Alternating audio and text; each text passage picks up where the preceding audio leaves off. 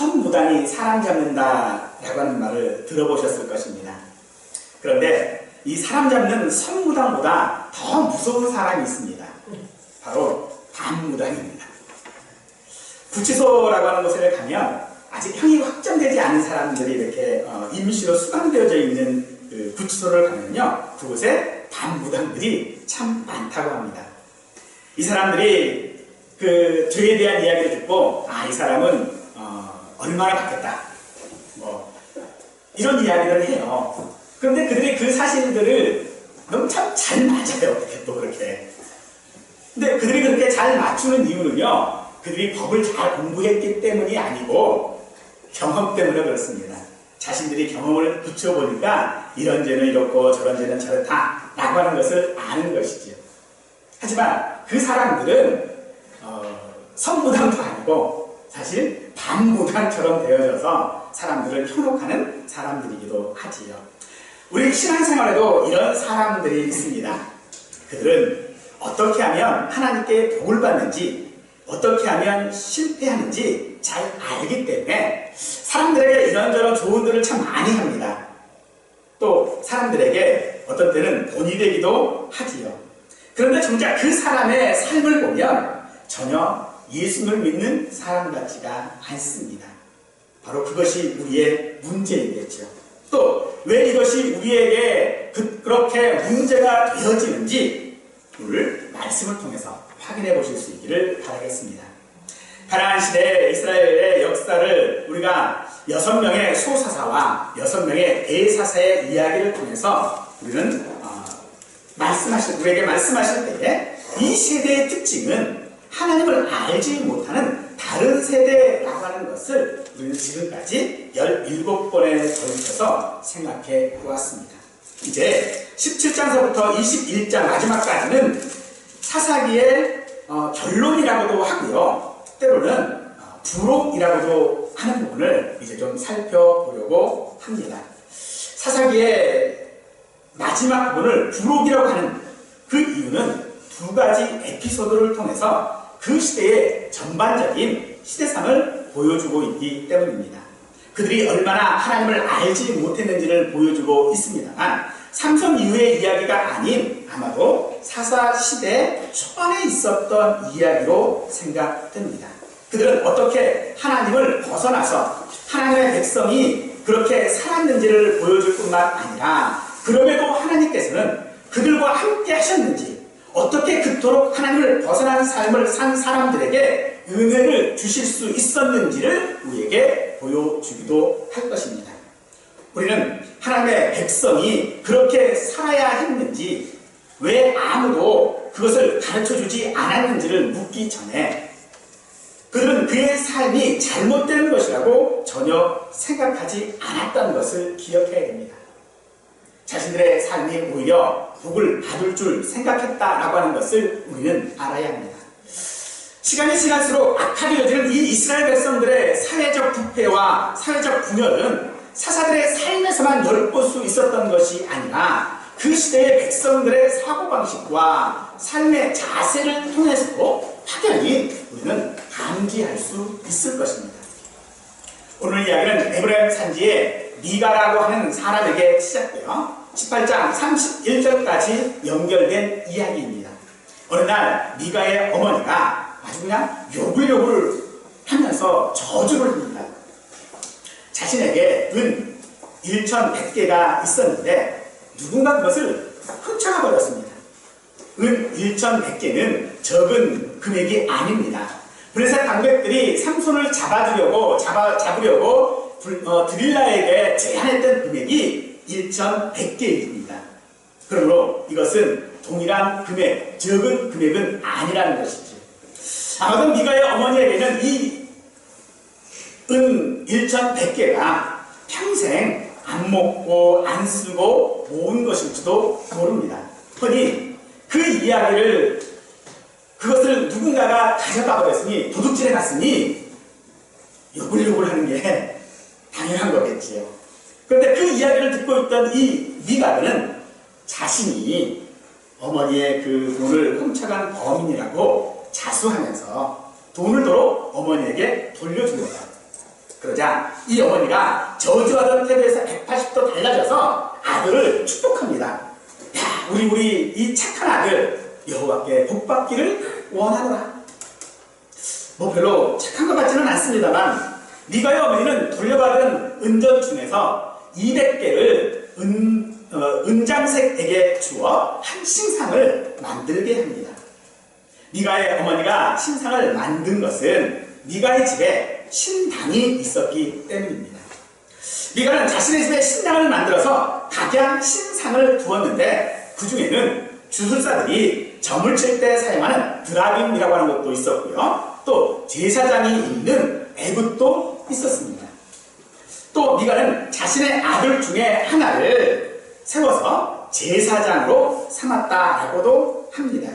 그러던 중에 유다 베들레헴에서 한 레위인 청년이 새로운 거처를 찾아 미가의 집에까지 왔을 때에 미가는 그 레위인 청년에게 나를 위하여 아버지와 제사장이 되라 라고 요구하고 연봉으로 은 10개와 의복 한 벌을 주겠다고 약속했고, 시간이 지나 이 레위인 청년은 미가에게 아들과 같은 존재가 되었습니다.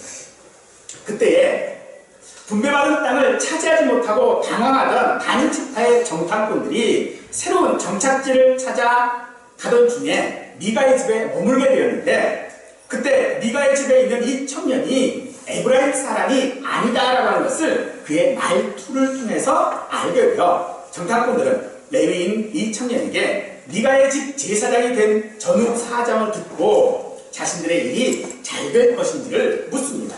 레위 청년은 그들에게 그들이 듣고 싶어 하는 말, 듣기 좋은 말을 해주지요.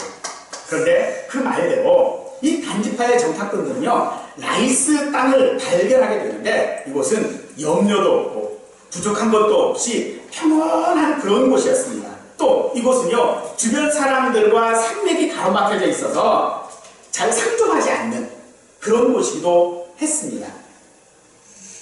마치 웰컴 투 동막골이라고 하는 영화에서 나오는 동막골과 같은 그런 곳이라고 생각이 되어집니다.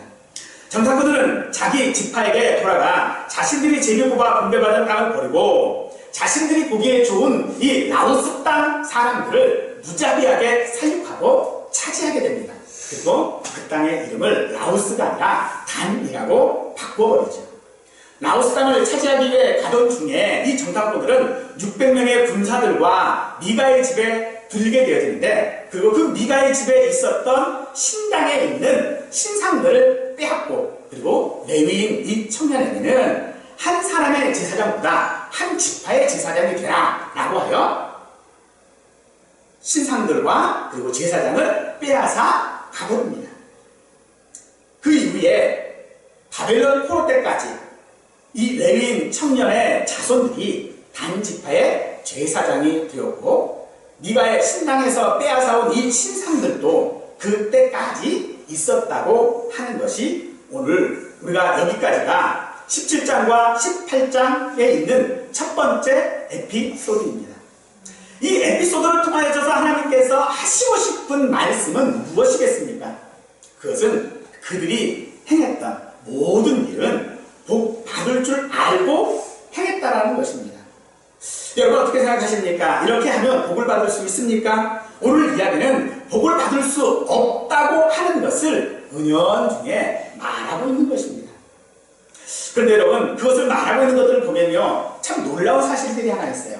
여기 단지파, 이 단지파는요, 오늘 이후로, 이 성경 이후로 성경에 단 한 번도 언급되지 않습니다.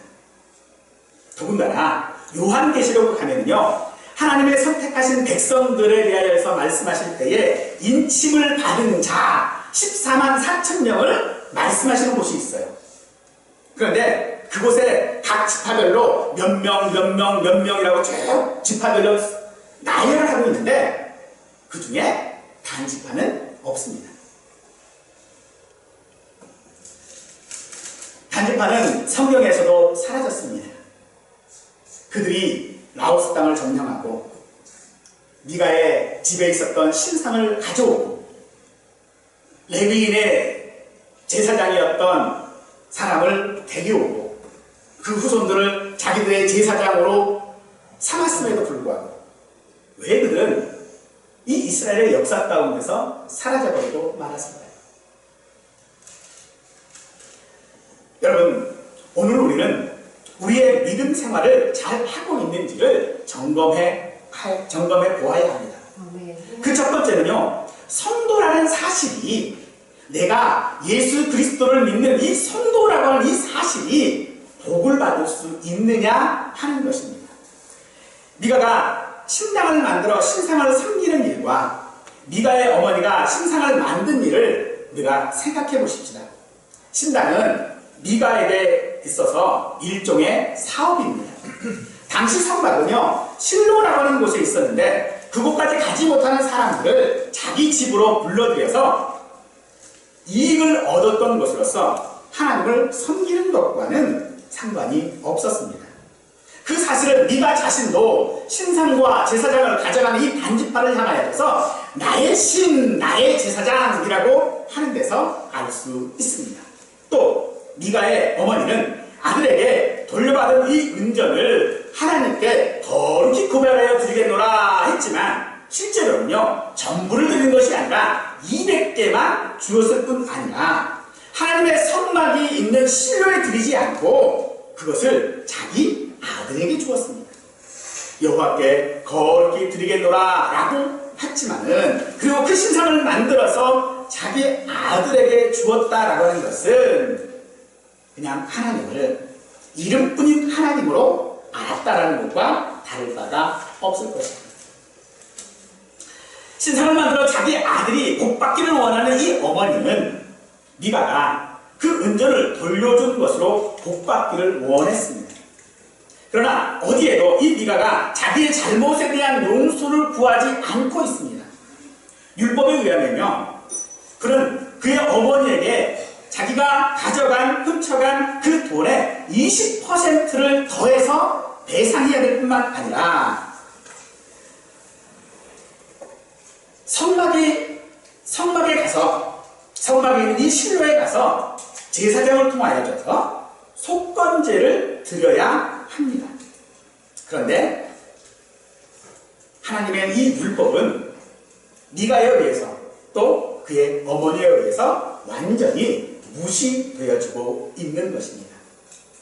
미가가 어머니에게 돈을 돌려준 이유도 생각해보면 참 기가 막힌 일이지요. 그는 어머니가 훔친 자에게 저주를 선포합니다. 얼마나 저주를 했는지 듣기가 너무 거북한 거예요. 얼마나 저주를 했을까요? 그 이야기를 고스란히 듣고 있으니 마치 그 저주가 자기에게 올 것 같아요. 그래서 잘못을 깨닫고 돌려준 것이 아니라 그 저주가 자기에게 임할 것을 두려워 돌려준 것이고, 그의 어머니 또한 이미 선포한 자기의 그 저주,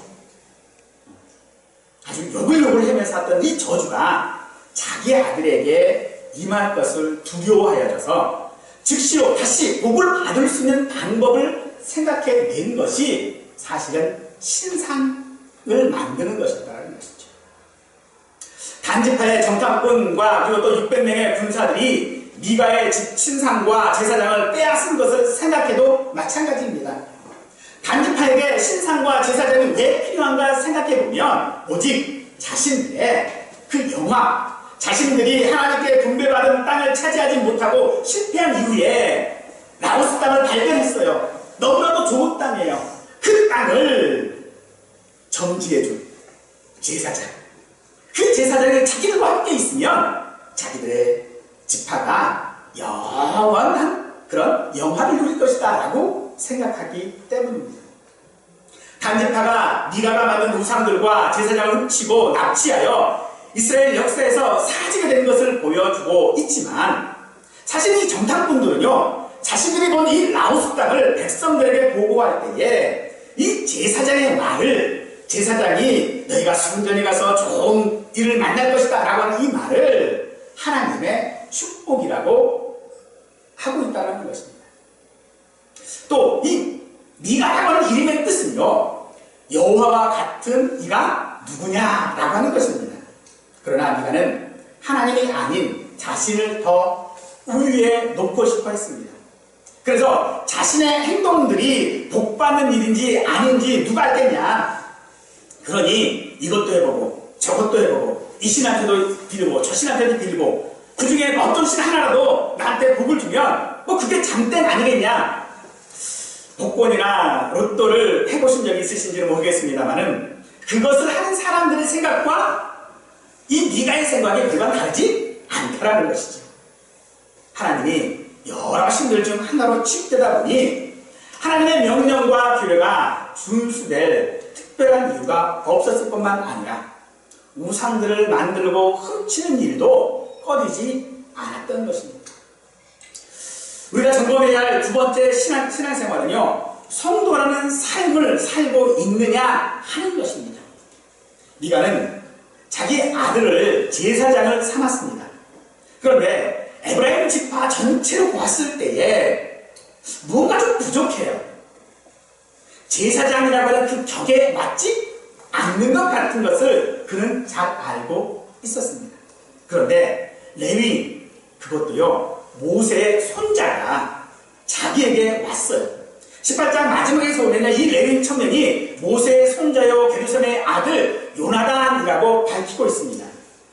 이 모세의 손자가 자기에게 왔으니 이제 그로 제사장을 삼으면 하나님께서 자기에게 복 주시려고 이 레위인을 보내주셨다라고 생각했고 그 레위인을 자기의 제사장으로 삼았으니 이제 복 받는 것은 당연하다라고 미가는 생각했던 것입니다.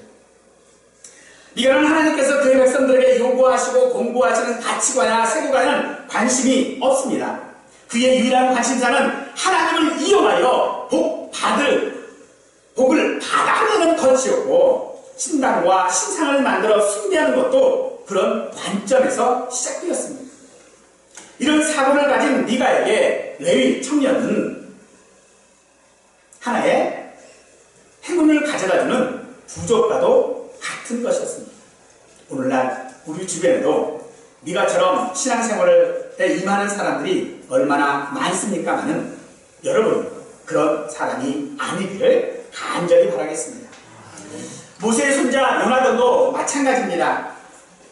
레위의 삶은 태어나면서부터 하나님께 구별된 사람이었지만 그런 그가 한 개인을 섬기고 있다는 것은 자신이 먹고 사는 문제가 하나님을 섬기는 것보다 먼저였음을 말하고 있습니다.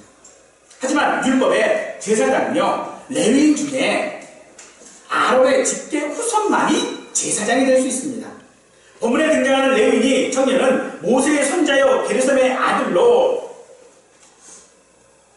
미가가 요나단을 제사장 삼은 것은 사실 그가 레위인이기도 했겠지만은 또 거기에 모세의 손자잖아요.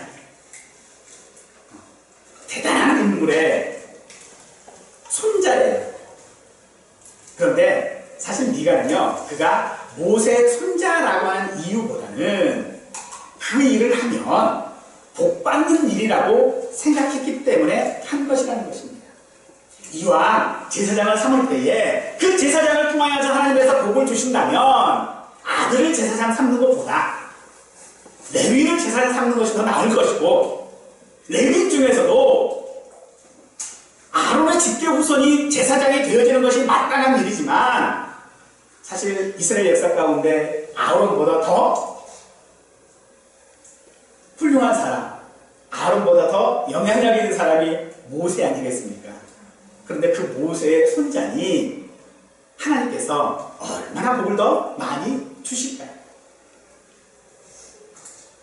혹시 어쩌면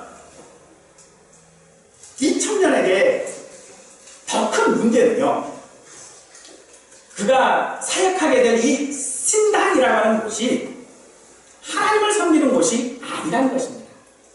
우상들이 전시되어 있는 우상 숭배의 터전이었다는 사실로 사실 이 청년이 율법을 알고 있었다면 당연히 레위인이니까 하나님의 율법을 알아야 되는 것이 당연한 것이고요. 만약 그 율법을 알고 있었다면 결코 미가와 그의 제안을 받아들이지 않았을 것입니다. 미가와 이런 계약을 체결하게 된 것들, 우리가 믿음 생활을 하면서도 한다고 하고는 있으나 무엇인가 마음에 들지 않고 무엇인가 부족한 일이 있다면 우리는 그것이 하나님의 뜻이라고 할 수는 있지만 그 일을 만족하게, 그 일을 채우려고, 또 그 일에 만족할 만한 어떤 일이 있게끔 하려고 우리는 아마도 노력할 것입니다. 또 그리고 그것이 이루어지면, 그 일이 되면 그것이 하나님의 뜻이라고 이야기할 것입니다. 그런데요, 이 하나님의 뜻은 언제나 성공에만 있었지 실패하는 데는 하나님의 뜻이 없더라고요. 실패를 하면 하나님의 뜻이 아니고 성공하면 하나님의 뜻이에요. 이것이 우리에게 무엇을 이야기합니까?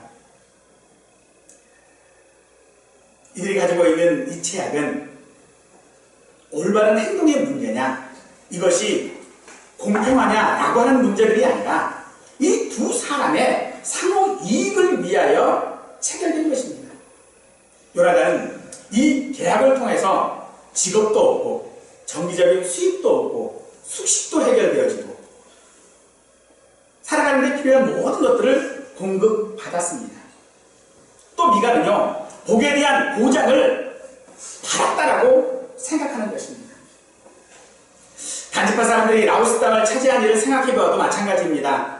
단지파는 베냐민 지파의 영토 서쪽의 땅을 분배받은 지파입니다.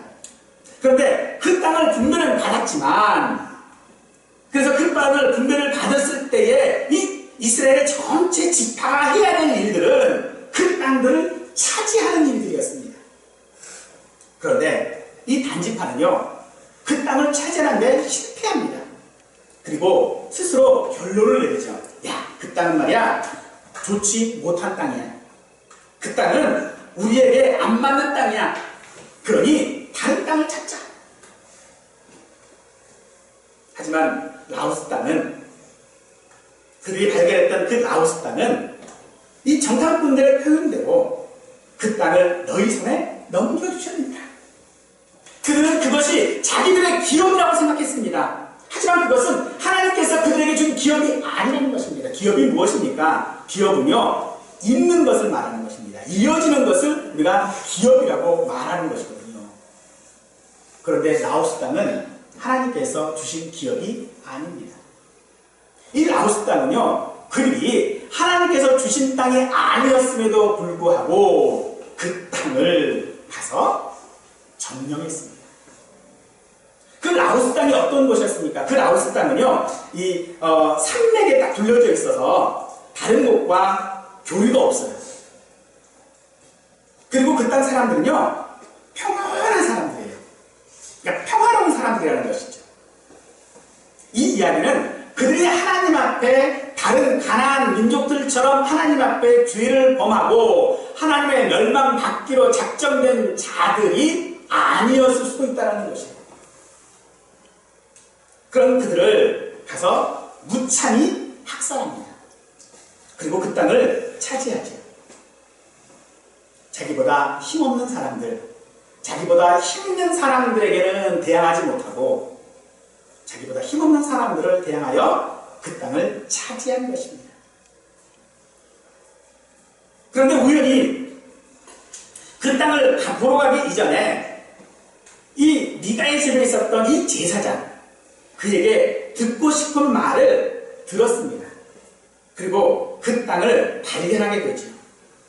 그 땅을 발견하게 된 그들이 이 제사장의 말이 하나님께서 주시는 보증이 되어져 버린 것이죠. 하나님께서 자기들에게 복 주시겠다라고 하는 보증으로 삼아버린 것입니다. 자신의 행위에 근거가 되어지는 약속. 자기가 이렇게 함으로써 하나님이 복을 주셨다. 내가 이렇게 하니까 하나님이 내게 은혜를 주셨다.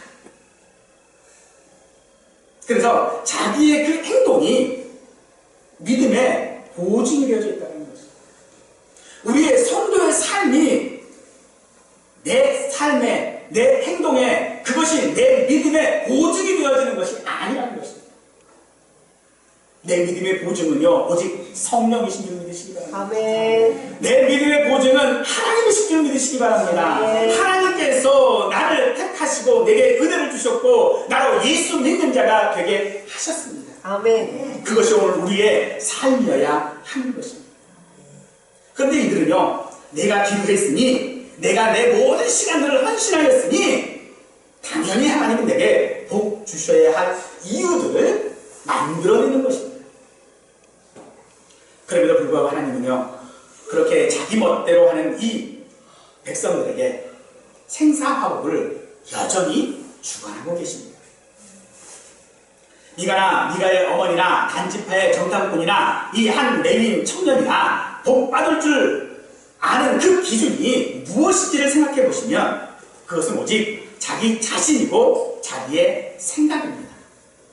복받기 위해 애쓰고 출세하고 성공하기 위해 조변 섭게 하면서 다른 사람이 누리는 복을 빼앗기 위해 죽임도 서슴지 않는 삶이 복받을 줄 알고 하는 삶입니다. 이들에게는 자기 생각에 옳은 대로 행하는 것이 중요했겠지만 그때의 이스라엘에 왕이 없어 무엇이 정말로 옳은지를 말해줄 사람이 없었으며 어디에서 권위를 찾아야 할지 배우지 못한 것. 17장 6절 말씀요. 그때에는 이스라엘이 왕이 없으므로 사람마다 자기 소견에 옳은 대로 행하였더라 라고 하는 것입니다. 자신들이 하나님의 백성이요 성도라고 하는 것을 전혀 드러내지 못하는 삶을 사는 이유는 그들이 하나님의 계명을 소홀히 하기 때문에 그렇습니다. 이미 하나님께서는요 시내산 아래에서 계명을 주셨고 그 계명은 그들의 삶에 대한 기준이 되어야 했지만 어떻게 이런 일이 있을 수 있는가? 세상에 이런 일이 있을 수 있는가? 그들에게 왕이 없었으므로 자기 생각대로 했기 때문이라고 하는 것은 바로 왕이신 하나님의 통치를 받아야 하는 것이 우리 성도들이다라고 하는 것을 말씀하고 있는 것입니다. 즉 그들은 자신들의 왕이 되시는 하나님의 그 말씀, 하나님의 그 계명들을 지키지 않았다라는 것은 하나님을 자신의 왕으로 삼지 않았을 뿐만 아니라 하나님이 자신들의 모든 생사화복을 주관하시는 분인 줄 알지 못했다는 것입니다. 사랑하는 여러분, 오늘 우리의 생사화복을 주관하시는 분이 누구십니까? 그것은 내 행위가 아닙니다. 내 행동이 아니라 오직 하나님이십니다. 아멘. 하나님께서 우리의 왕이 되어주실 때에, 하나님께서 우리 마음의 왕자에 계실 때에 우리는 비로소 하나님의 성도요, 하나님의 자녀요, 하나님의 백성이 되어줄 수 있음을 믿으시기 바랍니다. 아멘. 사랑하는 여러분, 복받기를 원하신다면 먼저 우리는요 하나님께서 우리에게 주시기를 원하시는 복이 무엇인지를 먼저 알아야 합니다. 듣고 싶은 대로 듣지 말고 바르게 들어야 합니다. 아멘. 알고 싶은 대로 판단하지 말고 바로 판단해야 합니다. 보고 싶은 대로 보지 말고 바르게 보아야 합니다. 아멘. 우리 하나님은요 결코 그 누구에 의해 어떤 방법으로도 이용당하시는 분이 아니십니다. 하나님은 우리가 이용하는 분이 아니라 우리가 경배해야 하는 분이십니다. 아멘. 그분은 우리의 시종을 드는 분이 아니라 우리가 예배하고 찬양하고 섬겨야 하는 분이십니다. 아무 요구 조건 없이 그분을 찬양하고 경배할 수 있는 신앙이 사실 우리의 목표여야 할 것입니다. 아멘. 마태복음 6장 24절에서